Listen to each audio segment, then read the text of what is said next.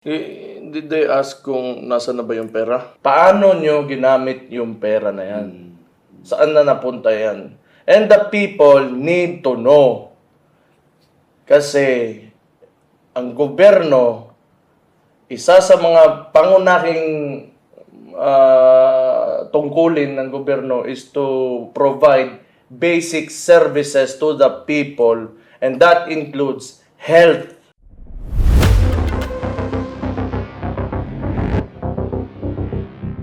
Laman ng usapan sa balita at sa social media itong nangyaring oral arguments sa Supreme Court because finally, Mayor and Tio, naganap na nga yung discussion, oral arguments, regarding the PhilHealth Fund transfer, yung budget. And Mayor and Tio, isa nga sa pinag-usapan hinggil dito sa oral arguments ng Supreme Court, may nag-viral na video clip itong sa discussion, sa oral arguments ni Associate Justice Amy Javier and Solicitor General Menardo Guevara when the Supreme Court Associate Justice was asking on the urgency of the fund transfer. Particularly, pinoint out nga doon yung Panay Guimaras Negros infrastructure project. No? Parang ang punto doon ni Associate Justice is bakit tayo magkukuha ng budget from PhilHealth at ilalagay sa isang project na fully funded na through a loan agreement. So nag-viral ito siya, Mayor and Tio, no? And maraming nagsabi at maraming natuwa na finally nakita ito na some kind of a discrepancy on the fund transfer ng Supreme Court. What's your take on that, Mayor? What does that tell you on the discussions? Pagsalitain muna natin. Si Tio muna, sunahin natin ito kasi talagang nakasubaybay din to siya, Mayor. Well, para sa akin na Harvey, as an observer, as an outsider, watchdog actually, nakikita ko na there's a big disconnect between the government's reasoning compared to what has transpired during the oral argument. Kasi, ang sinasabi nila, tama ka na there was a loan agreement na Import-Export Bank of Korea, 174 billion, 0.4 if I am not mistaken. Tapos, for a project that is supposed to be done. Okay? Pero ang problem doon is, nilagay nila sa unprogrammed fund.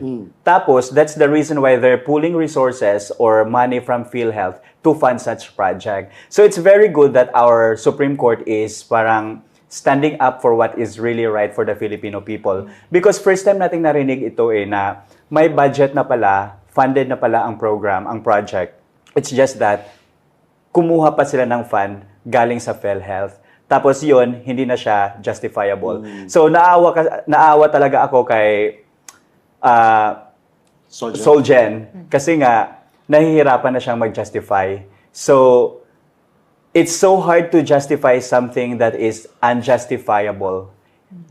In similar situation, it's easy to win something that's very winnable. So sa nakikita ko, they are losing now. Nasa losing end sila sa argument, oral argument. That's a very good point, Tio. Yes, Mayor. Did they ask kung nasa na ba yung pera? Yes, actually, in that particular clip, Justice Javier asked, so nasaan na yung pera ngayon?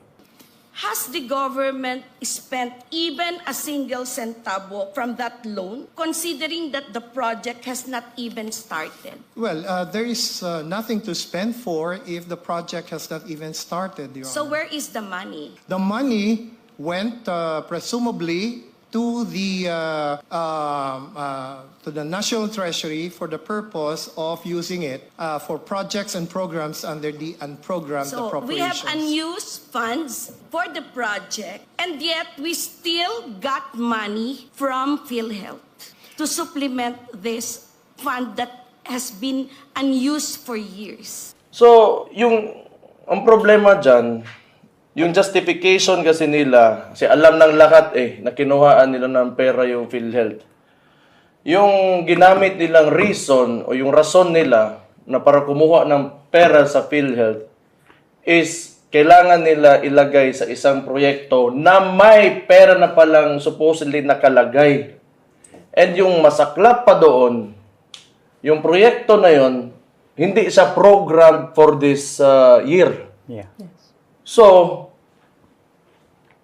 I don't know if I am correct, may pera na galing sa loan na hindi natin alam saan na ngayon, that is supposedly for the project, tapos may pera pa na galing from the PhilHealth na hindi na rin natin alam kung saan nilagay because the project itself is unprogrammed or unfunded now. Tama ba? Nilagay nila sa program para ma-justify na lalagyan ng budget Pro- yeah, from PhilHealth. from Yeah, but you know, but when they pulled the money out of PhilHealth, it was supposed to be for the PGN. Panay Guimaras Negros. Sumotong, yun yung justification nila. Yeah, sorry. If I may add din, in-emphasize din siya ni Associate Justice Amy Javier na anong connection ng PhilHealth projects sa infrastructure projects. Kasi one of the justifications din ng PhilHealth team is that para daw siya sa peace process. So, parang hindi justified ang fact na for healthcare programs, ginamit for peace process and for infrastructure projects. Correct. Yun. Correct. Tama. Kasi bakit pa tayo magawa ng PhilHealth tapos kailangan natin magbayad dyan para gamitin lang pala yung pera na binayad natin for health. In kaso kung masakit ka, maoperahan ka, that you would get something na makita na may pera na tayo makuha para sa kalusugan natin. And yet, kukunin ng government ngayon para ilagay sa infrastructure project. So, what is the purpose of that action? Correct. Oh. Correct. And actually, I think even Associate Justice Javier stated that PhilHealth funds must exclusively be used for PhilHealth purposes and not for operations of any other department or of the government, just like what So, you tama pointed out. yung tanong talaga. So, naasaan yung pera ngayon?